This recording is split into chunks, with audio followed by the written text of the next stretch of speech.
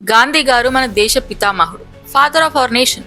Freedom తెచ్చిన వారు, non violence ని నేర్పించినవారు, ఐకానిక్ స్పిన్నింగ్ వీల్ ని వైబ్ లోకి తెచ్చినవారు. అంతవరకే మనకి గాంధీ గురించి తెలుసు. మనము హిస్టరీని ఫ్లిప్ చేస్తే మనకి ఆయన గురించి మొత్తం తెలుస్తుంది. మన స్కూల్ టెక్స్ట్ బుక్ లో చెప్పలేనిది నేను ఈ వీడియోలో చెప్పబోతున్నాను. ఆయన interesting opinions about women, caste and race. ఈ మహాత్మా గాంధీ గారి నిజాలు లేయర్ బై లేయర్ అన్రాప్ చేద్దాం రండి.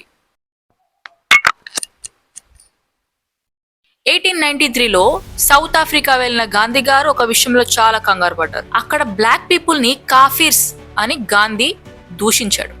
సారీ, ఇండియన్స్ ని నల్లవారితో కలిపి చూడకండి, అంటే మేము కొంచెం సివిలైజ్డ్ రా బాబు. ఆ దూషణ పదానికి అర్థం మీకు చెప్తాను. కాఫీర్ అంటే రేషియల్ స్లర్. ఆ వర్డ్ ఎంత బయాస్డ్ అంటే ఒక పర్సన్ ని, ఒక ఐడెంటిటీని, ఒక రేస్ ని, తన ఎథెనిసిటీని, తన జెండర్ ని, తన క్లాస్ ని డిస్రెస్పెక్ట్ చేసినట్టు. మనం ఇప్పుడు వాడిన వర్స్ట్ పదం ఆయన ఎప్పుడో వాడేశారు. అది ఎంత గ్లోరిఫై అయిందంటే ఇప్పుడు కూడా బ్లాక్ పీపుల్ ని అలానే పిలుస్తారు. ఇండియన్స్ ఆఫ్రికన్స్ తో ట్రైన్ అపార్ట్మెంట్ లోనే కాదు, ఆఖరికి ప్రిజన్ అంటే జైల్లో కూడా రూమ్ షేర్ చేసుకోవద్దని ప్రొటెస్ట్ చేశారు. అంటే మనం చాలా క్లీన్ అండ్ డిగ్నిఫైడ్ పీపుల్ కదా. That's right mister peace and equality master. కానీ ఆయనే ఈక్వాలిటీని బిలీవ్ చేయరు. మరి బ్లాక్ లైఫ్స్ మ్యాటర్ అని బ్యాడ్జెస్ పెట్టుకుని ధర్నాలు ఎందుకు చేశారండి? బేసికల్లీ ఆయనకి నల్లవారు వద్దు, కానీ బ్రిటిష్ అథారిటీస్ ని మెప్పించడానికి ఇలా చేశారు. కానీ కొలోనియల్ మైండ్ సెట్ తో ఇండియన్స్ ని ఎలివేట్ చేస్తే మనకే మంచిది కదా. దీనికి మోడర్న్ రిఫ్లెక్షన్ కూడా ఉంది. సౌత్ ఆఫ్రికాలో చాలా మంది యాక్టివిస్టులు, స్కాలర్లు గాంధీజీ విగ్రహాల్ని పగలగొట్టారు, తీసేశారు, ఆయన లెగసీని ప్రొటెస్ట్ చేశారు. కానీ ఆయన మనకు మంచి చేశారు కదా, మనం ఎందుకు ఆయన విగ్రహాలు తీసేయాలి? ఎందుకు తీయాలి? కానీ ఇంకా అయిపోలేదు, ఉంది.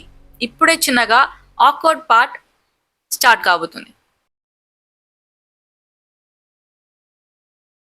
గాంధీ సెలబసీ ఎక్స్పెరిమెంట్ అంటే తన బ్రహ్మచర్యాన్ని టెస్ట్ చేసుకున్నాడు అనమాట. ఆయన కంట్రోల్ ని టెస్ట్ చేసుకోవడానికి. ఈ slept naked next to many women including his grand nieces. Because obviously ఎలా ప్రూవ్ చేసుకుంటారో ఒక మోరల్ మ్యాన్ గా sleeping naked next to women. Women ని సెల్ఫ్ కంట్రోల్ ల్యాబ్ గా చేస్తే అయిపోద్ది కదా. గాంధీ బ్రెయిన్ ని మ్యూజియం లో పెట్టాలేమో. అండ్ మెన్స్ట్రుయేటింగ్ విమెన్ ని అపవిత్రం అన్నాడు. Impure right? Very much. అంటే పీరియడ్స్, ఓ మై గాడ్, బయటకు అనేసాను పదాన్ని. అలా చెప్పడానికి భయపడాలేమో. అమ్మాయిలు రేప్ అవ్వడానికి కారణం వాళ్ళ బట్టలే. ఇది నేనన్నది కాదు, గాంధీ గారు చెప్పింది. Right sir. ఎవరండి సిలబస్ ఎక్స్పెరిమెంట్ చేసింది? అహింస గురించి చెప్పిన మనోడి కోడ్ ఆఫ్ కండక్ట్స్ ఇవే. Please don't throw your laptops or phones yet. ఇంకా ఉంది. గాంధీ ఓపెన్ గా తను ఎక్స్పెరిమెంట్ చేసిన జర్నల్స్ అండ్ లెటర్స్ లో ఇలా రాశారు. పాయింట్ నెంబర్ 1, బాడీని మనం టూల్ గా ట్రీట్ చేయొచ్చు ఒక స్పిరిచువల్ డిసిప్లిన్ కి. పాయింట్ నెంబర్ 2, సెక్షువల్ డిజైర్స్ ని మాస్టర్ చేసుకోవాలంటే we should not give up. And ఈయన సపోర్టర్స్ దీన్ని ఒక యూనిక్ స్పిరిచువల్ జర్నీగా చూశారు. ఇంతకన్నా దరిద్రం ఇంకోటి ఉందా? ఎలా అండి ఇలా చూస్తారు స్పిరిచువల్ జర్నీ?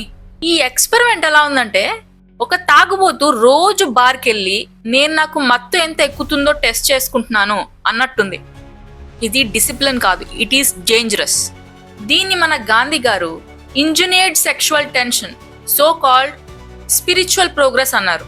కానీ ఇదొక lack of consent, twisted logic, manipulation of minors, power abuse and ethical failure. ఇది అప్పుడు విమెన్ మీద చాలా ఇంపాక్ట్ చూపించింది.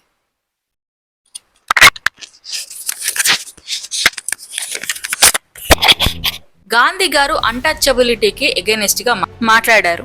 గ్రేట్. కానీ క్యాస్ట్ సిస్టమ్ ఎండ్ కావాలనుకున్నారా? లేదు. He love the idea of caste, just wanted it to be more respectful. వాష్రూమ్లు కడగండి, వాట్ ఏ డివైన్ యాక్ట్, ఇది దేవుడు చేసే పని. ఇదేం లాజిక్ అండి? ఇలాంటి లాజిక్లు వింటే టాయిలెట్లు కూడా బర్త్ సర్టిఫికేట్ తీసుకొని సైలెంట్గా అక్కడి నుంచి వెళ్ళిపోతాయి.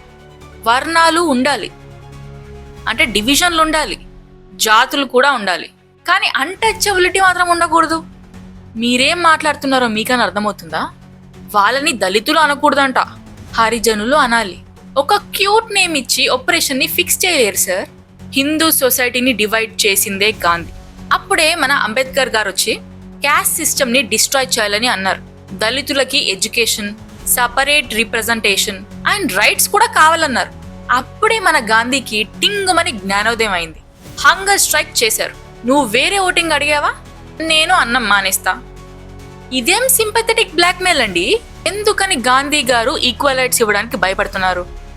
పర్మనెంట్ గా హిందూ సొసైటీ యూనిటీగా ఉంటుందని. మన ఫ్రీడమ్ మూమెంట్కి ఈ సపరేట్ కమ్యూనిటీలు ఉంటే మ్యానిపులేట్ చేయడానికి ఈజీగా ఉంటుంది కాబట్టి. మీకు ఇది ఇంకా అర్థం కాకపోతే గాంధీ రాసిన లెటర్స్ చదవండి, నేను మీకు కింద ట్యాగ్ చేస్తాను. లేదా మన హిస్టరీలో పూనా ప్యాక్ట్ గురించి చదవండి, ప్రతి హిస్టరీ బుక్లో ఉంటుంది అది.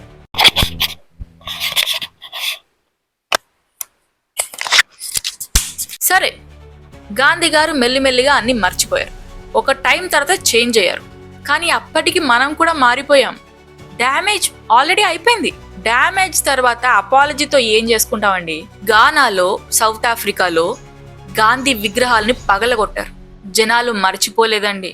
కానీ మన ఇండియాలో మాత్రం ఇంకా మన గాంధీని మనం పూజిస్తాం.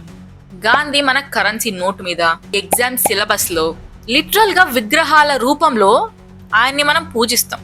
ఇక్కడ మనం గాంధీని ప్రశ్నిస్తే యాంటీ నేషనల్ అయిపోతాం.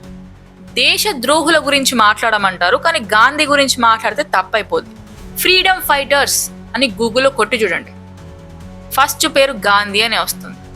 ఫ్రీడమ్ ఫైటర్స్ అంటే ఒక సుభాష్ చంద్రబోస్, ఒక సర్దార్ వల్లభాయ్ పటేల్, ఒక లక్ష్మీబాయి, ఒక లాల్ బాల్ పాల్. వీళ్ళందరూ నేను చెప్పినవి ఏదో ర్యాండమ్గా చెప్పినవి కాదు. ఇవి న్యూస్లో ఆర్టికల్స్ ద్వారా, పైగా గాంధీ రాసిన లెటర్లో కూడా ఈ ఎవిడెన్స్లు ఉన్నాయి. అంటే మరి గాంధీ మనకి ఏం మంచి చేయలేదా అంటారా? చేసే ఉండొచ్చు. After all he's a human. ఆయనకు కూడా ఫ్లాస్ ఉంటాయి, తప్పుడు పనులు చేసి ఉండొచ్చు. అలా అని పూజిస్తూ ఉంటామా చెప్పండి? రెస్పెక్ట్ ఇవ్వడం అంటే పూజలు చేయడం కాదు, మొత్తం పిక్చర్ని చూడాలి. హిస్టరీని హిస్టరీలా చూడండి. మహాత్మా అని ముద్ర వేసే ముందు మానవత్వాన్ని గుర్తుపెట్టుకోండి. ఎందుకంటే అసలైన హిస్టరీ అంటే కొటేషన్లు రాయడం కాదు, నిజాన్ని అంగీకరించడం. And I love to know what is your take on it. ఇలాంటి మరిన్ని వీడియోస్ కోసం లైక్ చేయండి, షేర్ చేయండి, సబ్స్క్రైబ్ చేయండి. బాయ్. అండ్ వచ్చే వీడియోలో మళ్ళీ కలుద్దాం.